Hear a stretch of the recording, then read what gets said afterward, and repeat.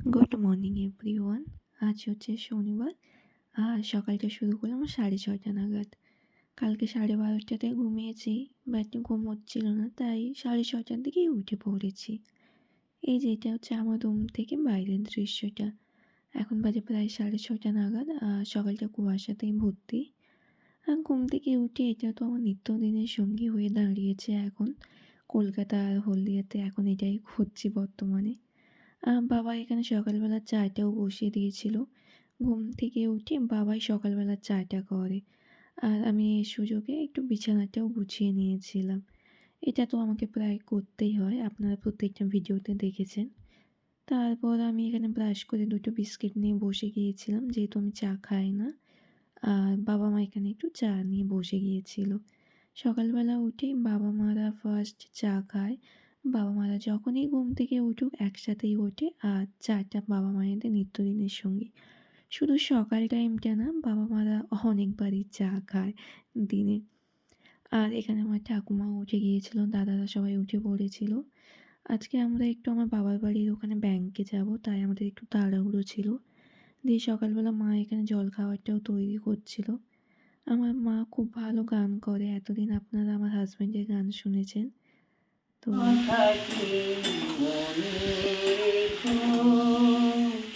আমি গান দিয়েছিলেন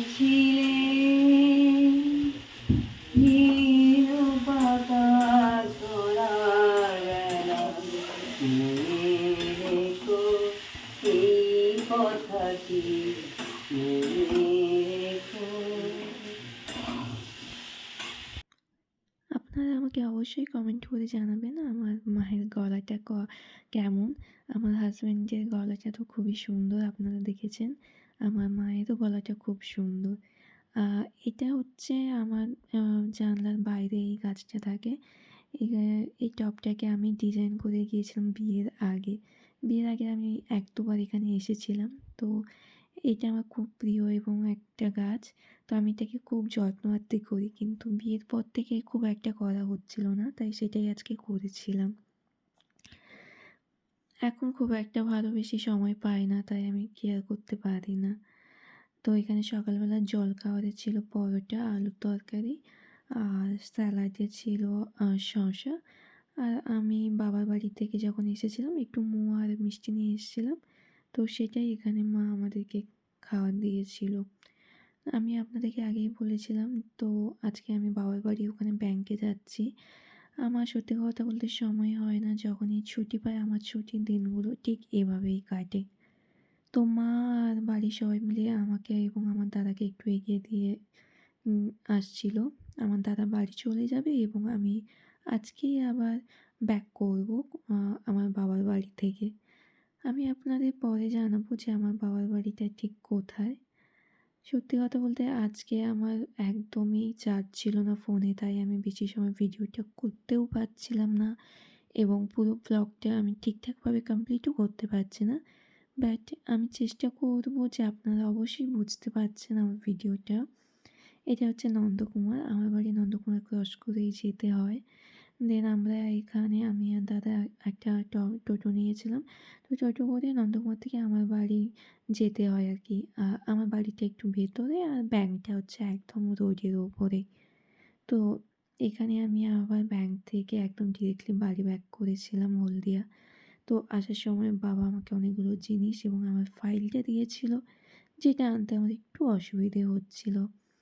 যেহেতু রোড থেকে আমার বাড়ি বেশি না, জাস্ট 10 মিনিটের ডিস্টেন্স। আর এই যে এই পুষ্টিটা কাদের আমি জানি না, বাট আমার বিড়াল খুবই প্রিয়। বাড়ি এসে মাকে বললাম, মা আমাকে আগে খেতে দাও, আমি খুবই টায়ার্ড এবং ভীষণই আমার খুব খিদে পাচ্ছে। তো মা এখানে আমাকে খাবারটা দিয়েছিল। আজকের খাবারে ছিল শাকের তরকারি ছিল, ডাল ছিল, ডালটা লেবু পাতা দিয়ে, ভাইটা খুব পছন্দ করে, এবং কিছু তরকারি ছিল। দেন আমি খাওয়া দাওয়া করে একটু রেস্ট নেব। তো তার আগে আমি একটু বেশ নিত্যদিনে যেটা আমি আবার একবার রিপিট করি এই টাইমে। তো এরপর আমি একটু ক্লান্ত হয়েছিলাম, তো আমি ঘুমিয়ে পড়েছিলাম। প্রায় 1:54 নাগাদ আমি আমার লাঞ্চ শেষ করি। দেন আমি একটু রেস্ট নিই। সত্যি কথা বলতে দুপুর টাইমটা আমি না ঘুমোলে সারা দিনটাই আমার ভীষণই ক্লান্ত লাগে। তো অফিসে থাকলে তো এটা হয় না। বাট অফিসে থাকলেও আমার ভীষণই ঘুম পায়, কিচ্ছু করতে পারি না। তো দেন আমি ঘুম থেকে উঠে পড়েছিলাম। আজকে খুবই তাড়াতাড়ি উঠে পড়েছিলাম। প্রায় মনে হয় পৌনে ৫টা নাগাদ, আমি ঠিক আমার খেয়াল নেই। আর এখানে আমরা সন্ধ্যেবেলা সবাই মিলে একটু গল্প আড্ডা দিচ্ছিলাম। তার সাথে একটু চা আর একটু হালকা করে নাস্তা খাচ্ছিলাম। এটা হচ্ছে মা, এটা ভাই, এটা বাবা, আর এটা একজন দিদি, আর নিচে ওখানে একজন দিদি বসেছিল, যাকে আপনারা আগের ভিডিওতে অবশ্যই দেখেছেন। এখন বাজে প্রায় ৫টা ১৫ নাগাদ। আর এই সময় হচ্ছে আমরা সবাই একটু ঘুম থেকে উঠে ফ্রেশ হয়ে সবাই চা এবং হালকা করে একটু নাস্তার টিফিন করছিলাম। দেন আমি একটু পাশের বাড়িতে গিয়েছিলাম। একজন ঠাম্মা ভীষণ অসুস্থ। তো আমাকে দেখেনি বিয়ের সময়। তার জন্য একটু রেডি হয়ে গিয়েছিলাম। মা আর আমি এই পাশের বাড়ি আমাদের ৪টে বাড়ি পেরিয়ে ওখানেই গিয়েছিলাম। আসলে উনি পড়ে গিয়ে বাথরুমে পড়ে গিয়ে পায়ে চোট লাগিয়েছেন। তার জন্য আমাদের পাশে ৪ নম্বর বাড়িতে উনি একজন নার্স। তো উনি বাড়িতেই একটা সেবা আশ্রম খুলেছেন। উনি যত্নআত্তি নেন পেশেন্টদের। তো ওখানেই হচ্ছে ঠাম্মাটা ওখানেই ছিল। তো বিয়েতে আমার সাথে মিট হয়নি। তার জন্য আমি আর মা মিলে ওনার সাথে একটু দেখা করতে গিয়েছিলাম। এই যে ওনার বাড়ি চলে আসছিলাম। ভীষণই সুন্দর এবং ভীষণই গোছানো রুমগুলো। আর খুবই পরিষ্কার। সত্যি কথা বলতে ভীষণই পরিষ্কার। আমার খুবই ভালো লেগেছে। যেটা একটা পেশেন্টের জন্য হওয়ার দরকার। আমি বলব এটা একটা উপযুক্ত পরিবেশ ওখানে রয়েছে। এই যে ইনি হচ্ছেন ঠাম্মা। এনার বয়স প্রায় 93। আমার ঠিক খেয়াল নেই এই মুহূর্তে, বলেছিলেন। তো এই যে ইনি হচ্ছেন আমাদের পাশের বাড়ির জেম্মা। তো এনারই শাশুড়ি মা হন ইনি। চলুন আপনাদেরকে বাড়িটা এক ঝলকে দেখিয়ে দিন। আমি বলেছিলাম না এই বাড়িটা খুব সুন্দর লেগেছে? আপনারাও দেখুন এবং আপনারাও বলবেন যে সত্যি বাড়িটা সুন্দর কিনা। আর আপনারা কোত্থেকে আমার ভিডিওটা দেখছেন আমাকে অবশ্যই কমেন্ট বক্সে মেসেজ করে লিখতে পারেন, বা যারা আমাকে অবশ্যই চেনেন তারা আমাকে ডব্লিউবি বা মেসেঞ্জারে নক করতে পারেন, এবং যারা আমার চ্যানেলে নতুন তারা অবশ্যই আমার চ্যানেলটিকে সাবস্ক্রাইব করবেন, যাতে নতুন নতুন ভিডিওগুলো আপনারা সহজেই পেয়ে যান। এই যে এটা হচ্ছে আমাদের এই বাড়ির ভাড়াটিয়ারা, এনারা এখানেই থাকে।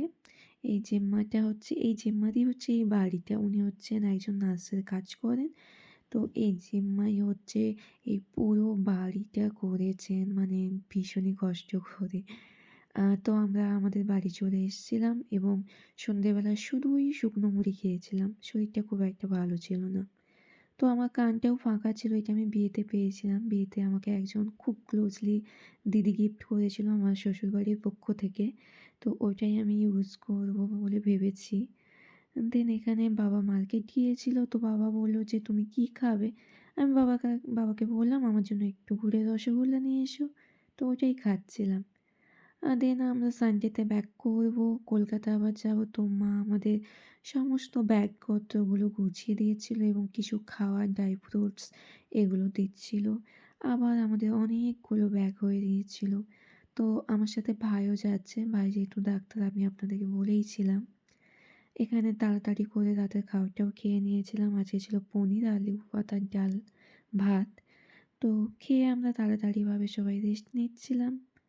তো আজকের মতো এখানেই টাটা। দেখা হচ্ছে পরের ভিডিওতে।